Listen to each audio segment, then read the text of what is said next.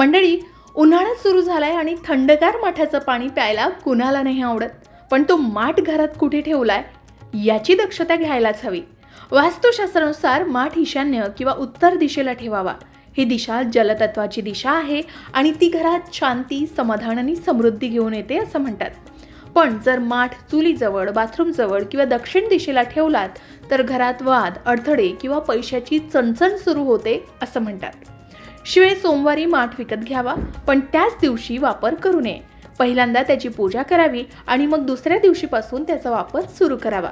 शिवाय माठावर स्वस्तिक चिन्ह काढावं किंवा गुलाबजल किंवा तुळशीचं पान तरी ठेवावं. हे छोटे उपाय लक्ष्मीला आकर्षित करतात. आणि हो, माठ जर तुटलेला असेल तर तो घरात अजिबात ठेवू नये. त्याचा वापर झाडं लावण्यासाठी जरूर करावा. तर अशा या छोट्या गोष्टी लक्षात ठेवा. पाण्याचा माठ फक्त थंड पाणीच देत नाही, तर तो तुमच्या घरात सौख्य आणि समृद्धीही आणतो. ही माहिती आवडली असेल तर शेअर करा आणि लोकमत भक्तीला नक्की सबस्क्राईब करा.